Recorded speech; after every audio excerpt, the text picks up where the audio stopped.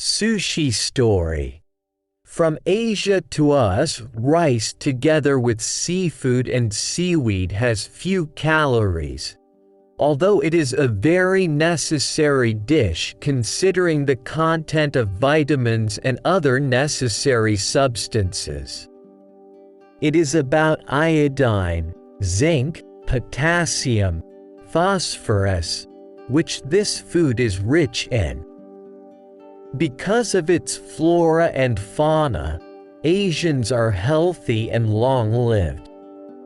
Since a big part of Asian culture in general is rice and seafood, we'll talk about how these things came into their lives and ours and how they affect us now. We will tell you about the history of sushi in Asia and Japan, including rice is like a god for many countries in Asia. Rice and seafood are practically the main components of the area because of their distribution. This part of the mainland is still famous for the simplicity and elegance of food. According to Japanese beliefs, there is even a deity called Inari-sama. One type of sushi is named after him. It is believed that it was this god who brought rice grains to the land of the morning sun, hiding them in bamboo sticks so that no one would know about it. In ancient times, the very culture of rice cultivation in Japan was taken very seriously. This is confirmed by a large number of legends about the disappearance of grain and the death of people after that.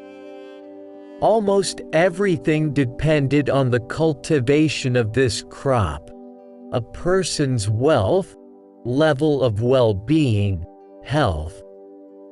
For a long time, rice was a kind of currency, and its presence was considered a sign of wealth. Another component of the diet of Asians is seafood. Since fish and various supplements were popular separately, it is not surprising that the combination of these ingredients in the form of sushi became a real find for residents of Eastern countries. Inadmissible wastage. There are two interpretations of historical events regarding the development of land. The first version tells us that the Japanese themselves began to use rice and seafood together in the 6th century AD. According to the second option, in general, the culture of using rice to preserve fish came from South Asia, and it happened a century earlier. At first, rice was used as a culture during pickling of fish.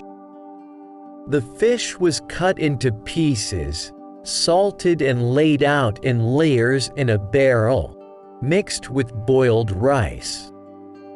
The products could be left for several months, putting them under a press, to allow the fermentation process to take place. However, after that, the fish could be stored for almost the same period and it did not spoil. Asians liked the taste of this dish. At the same time, sticky, molded rice was thrown away. It was only after this pickling method was tested in Southeast Asia that it began to migrate. First in China, and then this method of marinating fish and seafood was adopted in Japan. Interestingly, the Chinese character for sushi translates as pickled fish. This is one of the ancient meanings associated with its use. Even by modern standards, wasting so much rice for Asians including Japanese, Chinese, is an unacceptable waste. So the evolution in terms of the culture of sushi preparation could not stand still. Simplification of cooking processes in the 16th century, they stopped throwing away used rice, realizing that it is also a dish. Instead, after some time, the first variations of sushi appeared. It was the same rice with vegetables and fish, but with malt that had a sour taste. With the use of the latter, the cooking time was dramatically reduced. There was no need to wait for the fish to marinate.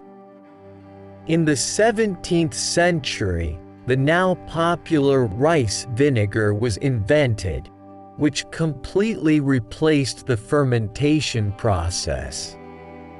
Even now, the former method of fermentation is considered unreasonably expensive, although it is used in some places in China. The first versions of sushi, already similar to modern ones, were made only in the 19th century. A cook in the city of Edo, now Tokyo, pounded together a handful of rice, added wasabi, covered it with a piece of fish, and tied it with a strip of nori. The first sushi was called nigiri, from the Japanese word translated as handful, handful. That is how much rice is usually taken to prepare one sushi. Sushi as we know it. In the 70s in America, there was a kind of boom for Asian food, and sushi was not the last place on this list. At that time, there were already kits for making sushi at home.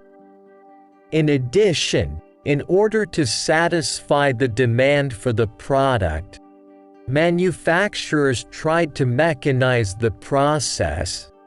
They created sushi machines. However, the latter were not widely popular.